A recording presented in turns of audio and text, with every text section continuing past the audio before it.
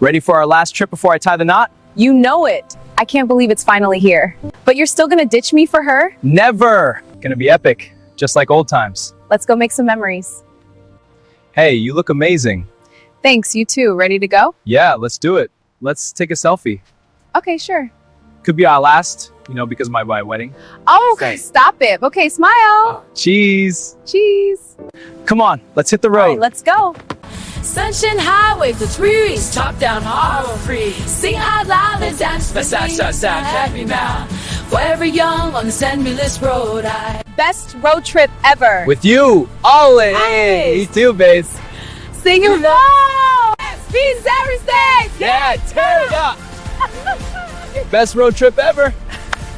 You sound terrible. Car on a highway on Friday afternoon.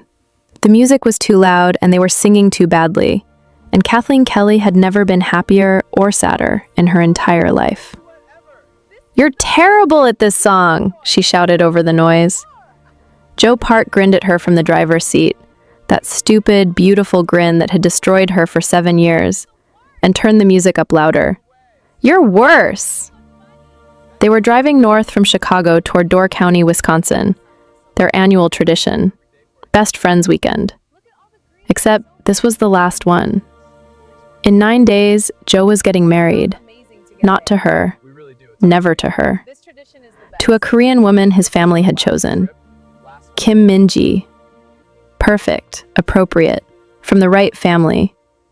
The wedding that would strengthen the Park family's position in Chicago's Korean organized crime world. Kathleen had known this was coming for months.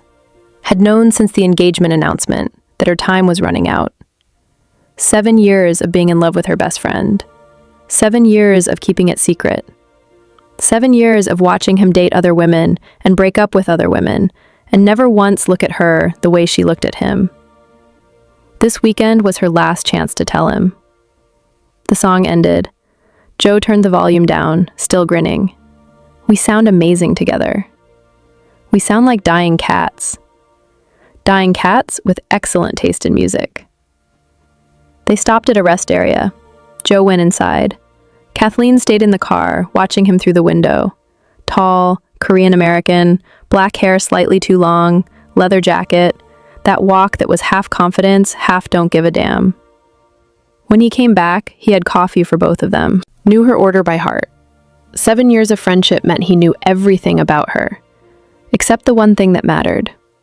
He fell asleep 20 minutes later, passenger seat reclined, mouth slightly open, completely trusting. Kathleen looked at him, really looked at him, the way she never let herself when he was awake. Reached out, almost touched his face, pulled back. "I've been in love with you for 7 years," she whispered to his sleeping form. "I've been in love with you for 7 years. You have no idea." You have no idea. And in 9 days, you're marrying someone else. And I'm going to tell you this weekend. And it's going to ruin everything. But I have to. Because I can't spend the rest of my life wondering, what if? Joe stirred. She turned back to the road, heart pounding. He didn't wake up. She drove them toward Door County, toward the weekend that would end everything, and tried not to cry. If you're not subscribed, subscribe right now. This is the story of 7 years of unrequited love, 1 weekend of truth, and a confession that comes too late. Hit that notification bell. You need to see where this heartbreak goes. Let's go back to where it started, 3 days before this trip. 3 days earlier, Wednesday, in Chicago. Kathleen Kelly met Joe Park for lunch at their usual spot, Korean barbecue in Lincoln Square, the neighborhood where he'd grown up, where his family still ran things. She was 29, Black American, marketing manager at a tech startup, single. Had been single for 2 years because nobody measured up to the man sitting across from her who would never be hers. Joe was 31, Korean American, officially ran a legitimate import business. Unofficially was being groomed to take over his family's less legitimate operations. Also single. For 9 more days. "So I got the final guest count," Joe said, scrolling on his phone. 240 people. That's a lot of people you don't know watching you get married. Most of them are my parents' business associates. He made air quotes around business. The Park family needs to make a statement. Big wedding, right bride, everything proper. Right bride, Kathleen repeated. You mean Minji? Yeah, she's... He paused, searching for words. Nice. Smart. She'll be a good partner for the family. Do you love her? The question hung in the air. Joe looked uncomfortable. I respect her. That's what matters in this kind of marriage. This kind of marriage? You mean arranged? It's not that different from dating, really. My parents introduced us, we've been getting to know each other, we're compatible. Love comes later. That's how it works in my world. Kathleen wanted to scream, wanted to grab him and shake him, and yell that love didn't work like that. That you couldn't schedule it or arrange it or make it happen because families decided it should. That she'd loved him for 7 years without planning to, without wanting to, without being able to stop. Instead, she said, "So, Door County this weekend, our last trip." His face brightened. "I can't believe you're still willing to go. I figured with the wedding coming up..." "Joe, we've done this trip every year for 6 years. I'm not missing the last one just because you're getting married." She paused. "Unless Minji has a problem with it." I told her. She knows we're just friends. She's fine with it. Just friends. The words that had been killing Kathleen for 7 years. "Great," she said. "Then it's settled. Friday to Sunday. One last weekend. One last chance to tell him the truth." That night, Kathleen called her best friend Marcus. "I'm going to tell him this weekend." "Kath, he's getting married in 9 days." "I know. To a Korean woman his mafia family picked out." "I know. And you think telling him you've been in love with him for 7 years is going to, what, make him call off the wedding?" "No." Kathleen sat on her couch, wine in hand, heart heavy. "I think telling him is going to ruin our friendship and break my heart and accomplish nothing. But I have to do it anyway, because I can't watch him marry someone else, knowing I never told him the truth." What if he doesn't feel the same way? He doesn't. I know he doesn't. He's had 7 years to notice me. He hasn't. Then why tell him? Because I need to hear him say it. I need him to know and choose her anyway, so I can finally let him go. Marcus was quiet for a long moment. "You're braver than I am." "I'm desperate." "That's different than brave." Friday morning, Joe picked her up at 8 a.m. in his car. A nice sedan, nothing flashy. The careful camouflage of someone whose family business required not drawing attention. "Ready for our last adventure?" he asked when she got in. "Ready." The drive from Chicago to Door County took 3.5 hours. They'd been making this trip every year since they graduated college, always stayed at the same lakeside resort, always went to the same restaurants, always spent the weekend drinking and talking and being the version of themselves they couldn't be in Chicago. In Chicago, Joe was the Park family heir. Kathleen was his respectable friend from college, kept at arm's length from family business, appropriate and safe. In Door County, they were just Joe and Kath, best friends who'd met in an economics class sophomore year and somehow never stopped talking. "Music choice is yours," Joe said, handing her his phone. "Surprise me." Kathleen put on their playlist, the one they'd been building for 7 years. Songs that reminded them of different trips, different moments, different versions of themselves. The first song came on. Joe laughed. "Remember when we heard this in that terrible bar in Madison? You tried to dance and knocked over 3 drinks. That was not my fault. The floor was uneven. You're a terrible dancer. You love it anyway." If only he knew how true that was. They got to Door County at noon, checked into the resort, 2 rooms, like always, connected door between them, like always. Kathleen stood in her room looking at that connecting door and thought, this is it. This is the last time. Next year, Joe would be married. Would he still want to do this trip? Would Minji let him? Would Kathleen even be able to stand it? Joe knocked on the connecting door, opened it without waiting. Lunch? I'm starving. They went to the pier, got fish tacos from the place that had been there since their first trip, sat on the dock with their feet dangling over the water. I can't believe this is the last time, Joe said quietly. Kathleen's heart stopped. What? This, our trip. Just us. Once I'm married, it will be different. Minji should probably come. Or maybe we won't do it at all. Married guy stuff, you know? Yeah, I know. I'm going to miss this. Miss you. I'm not dying, Joe. We'll still be friends. It won't be the same, though. No, Kathleen agreed. It won't be. They sat in silence, feet swinging over the water. 7 years of friendship hanging in the balance. Kath? Yeah? Thank you. For being my best friend. For putting up with my family drama. For being the one person who knows me outside of all that mafia air bullshit. You're... He stopped, searching for words. You're important to me. Important. Not loved. Not needed. Important. Kathleen smiled through the pain. You're important to me too. If she'd been braver, she would have said it then. Would have told him right there on the dock that important didn't begin to cover it. That she'd been in love with him since junior year, when he'd helped her study for a midterm and made her laugh so hard she forgot to be stressed. That every woman he'd ever dated had been a knife in her heart.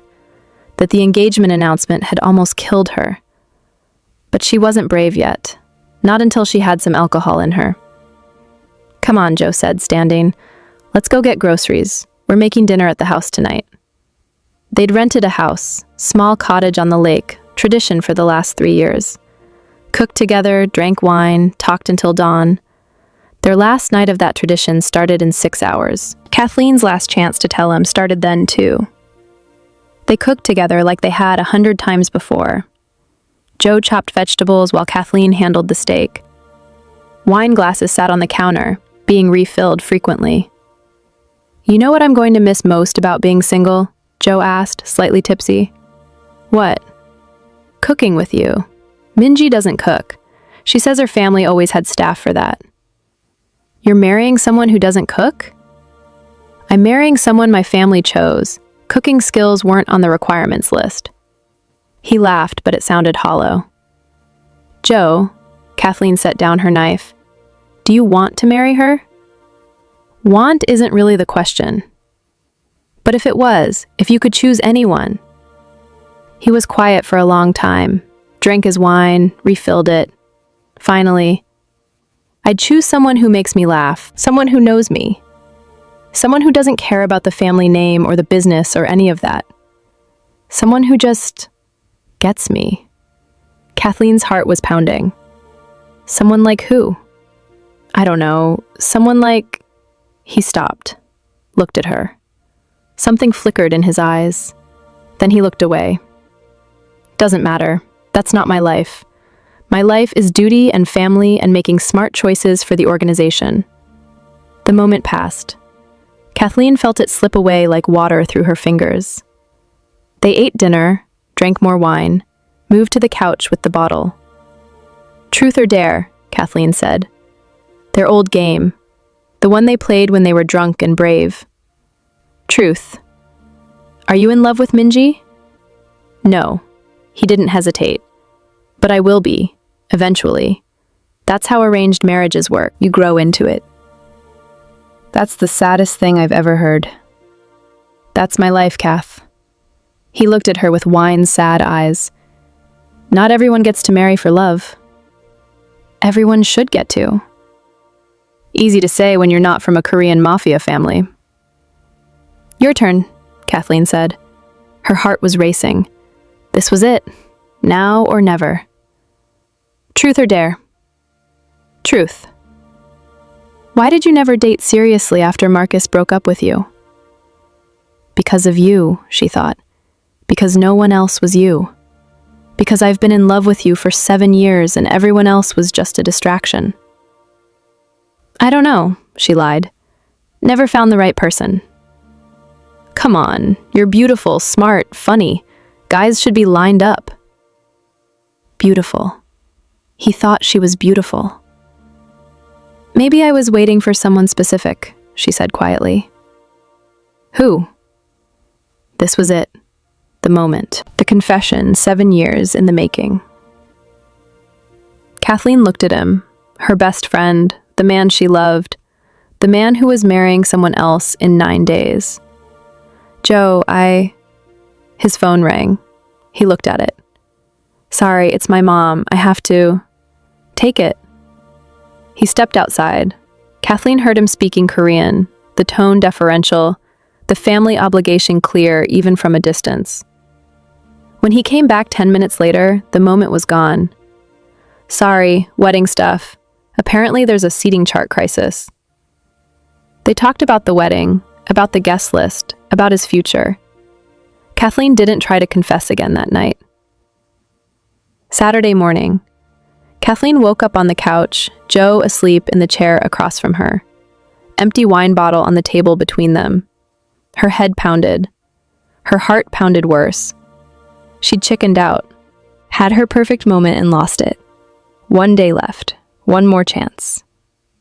They spent Saturday on the lake, rented kayaks, went to the farmer's market, had dinner at their favorite restaurant. The whole day Kathleen tried to find the courage, tried to find the words. Joe, I need to tell you something. What's up? Never mind. This happened 6 times. By Saturday night, she was desperate. They were back at the cottage, more wine. Joe was talking about the honeymoon, 2 weeks in Korea, meeting Minji's extended family. I'll miss you while I'm gone, he said. 2 weeks is the longest we've gone without talking since college. We can text. It's not the same. He was drunk, really drunk. You're my best friend, Kath. You know that, right? You're the most important person in my life. Important again. That word that meant everything and nothing. Kathleen was drunk too.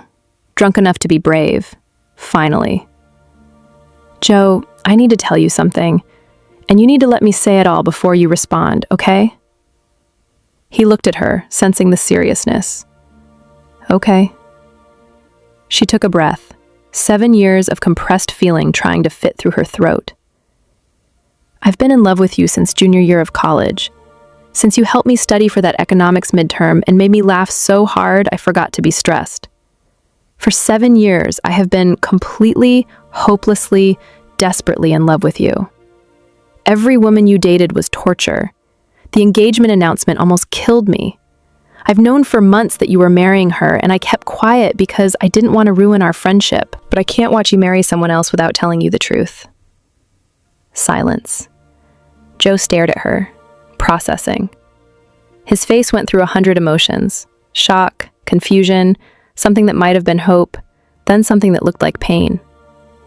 He stopped, started again. 7 years? 7 years. Why didn't you tell me? Because you never looked at me that way. Because I didn't want to lose you as a friend. Because I was a coward. Pick one. Kath.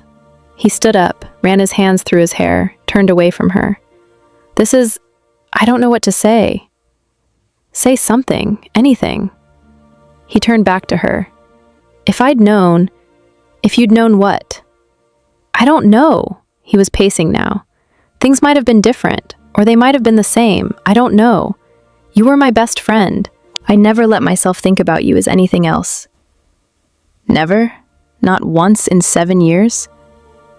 He stopped pacing, looked at her with eyes that held too much truth.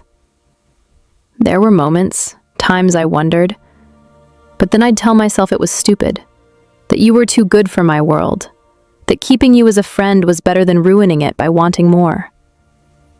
And now? Now I'm 9 days away from marrying someone else. You could call it off. Kath, my family arranged this marriage. The Kim family is one of our biggest allies. If I call it off, there are consequences. Real consequences. People could get hurt. So you're going to marry her anyway? I have to. Even knowing how I feel? He crossed to her, took her face in his hands, looked at her with 7 years of might have been in his eyes. If I had known, if I had met you in a different life, if I wasn't who I am. He stopped. In another world, Kath. In another world, it would have been you. Then he kissed her. 7 years of wanting. 7 years of dreaming. 7 years of wondering what his lips would taste like, what his hands would feel like in her hair, what it would be like to be kissed by the man she loved. It was everything. It was perfect. It was devastating. Because it was also goodbye. They didn't sleep, not at first. They talked through the night. Lying on the couch, her head on his chest, his arms around her, both of them knowing this was all they got. Tell me about when you fell in love with me, Joe said quietly. It wasn't one moment, it was 1,000 little ones. The way you brought me coffee during finals without me asking. The way you understood when I was stressed without me saying anything. The way you made me laugh even when I was crying. The way you saw me. I did see you. I do see you. But not the way I see you. I don't know, Kath. I don't know what I feel. I know you're the person I call when something good happens. I know you're the person I want to talk to about everything. I know that the thought of not having you in my life makes me feel like I can't breathe. That's love, Joe. Is it? I don't know. I've never let myself think about it that way. And now? Now that I've told you? He held her tighter. Now I'm wondering what I'm doing marrying someone I respect, when my best friend loves me, and I might... He stopped. Might what? Might love you too. I don't know. God, Kath, I don't know anything anymore. You have 9 days to figure it out. It's not that simple. It never is. Somewhere around 4 a.m., they fell asleep, tangled together on the couch. Kathleen woke up first, looked at him sleeping, memorized his face. This was all she was going to get. This one night, this one confession, this one kiss. She'd known that going in, had known the ending before the beginning. But God, it still hurt. Sunday morning, they had to check out by 11. They didn't talk about the night before. Packed in silence, loaded the car in silence, started the drive back to Chicago in silence. An hour in, Joe finally spoke. I don't know what to do. Yes, you do. Kath, you're going to marry Minji. You have to. I knew that when I told you. I wasn't telling you to make you choose me. I was telling you because I needed you to know. Before you married someone else. And now? Now you know. And in 8 days you'll get married. And I'll move on eventually. And you'll be happy with her. And we'll figure out how to be friends again, maybe. Maybe? Joe, I can't... Her voice broke. I can't be your best friend and watch you build a life with someone else. Not right away. I need time. How much time? I don't know, a year, maybe more, maybe forever. The car was silent for a long time. I'm sorry, Joe said finally. I'm sorry I didn't know. I'm sorry I can't choose you. I'm sorry I'm breaking your heart. It's not your fault. You didn't know. That almost makes it worse. They drove the rest of the way to Chicago listening to their playlist. Every song a memory. Every memory a knife. Joe dropped her off at her apartment, carried her bag to the door like he always did. So, he said. So, I'll see you at the wedding? Kathleen laughed through tears. You want me to come to your wedding? You're my best friend. I want you there. Joe, I can't watch you marry her. I can't sit there smiling while you promise your life to someone else. I can't. Okay. His voice was small. I understand. They stood on her doorstep. 7 years of friendship ending on a Thursday afternoon in November. I love you, Kathleen said.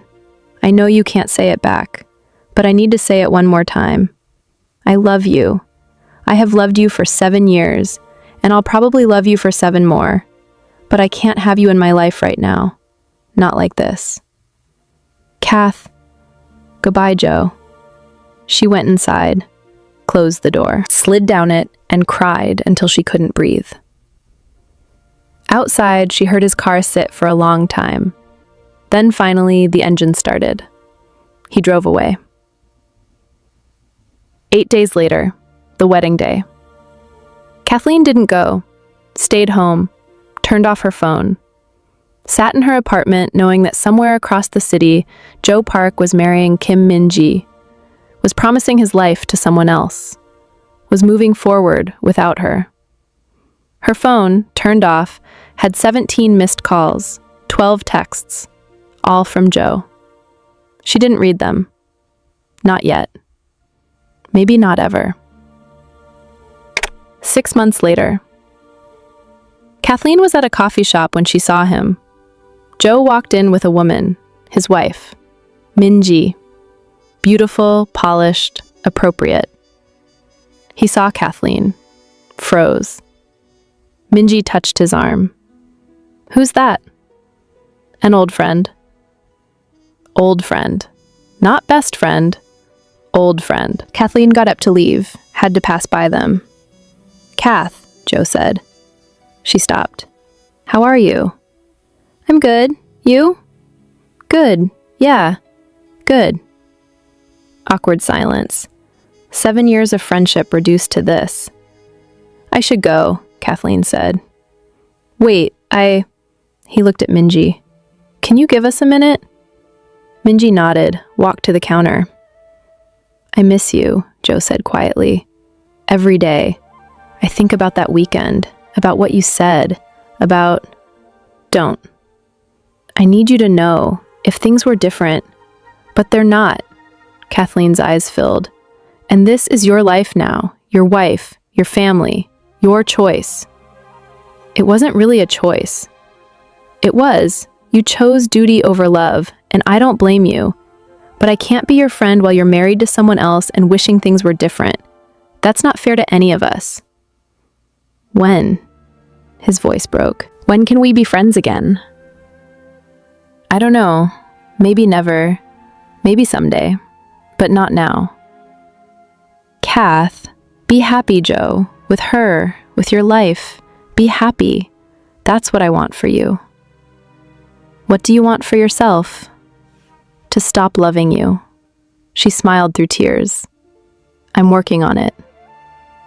She walked out of the coffee shop, leaving him standing there. Leaving behind 7 years of love and 1 weekend of truth and a lifetime of what might have been.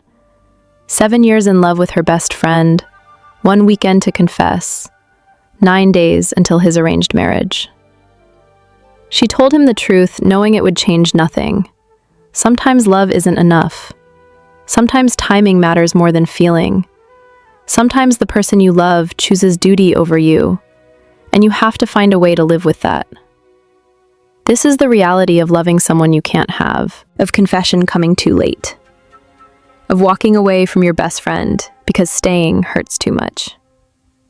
Subscribe for Korean mafia romance that doesn't always end happy, where love is real but obstacles are bigger, where sometimes the brave thing is telling the truth even when it changes nothing, where bittersweet endings are more honest than fairy tales.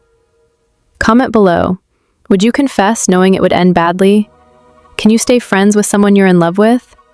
Have you ever loved someone you couldn't have? Share this with someone who understands that some love stories don't have happy endings, that sometimes you tell the truth just to stop carrying it alone, that heartbreak is part of loving bravely. I'll see you in the next one.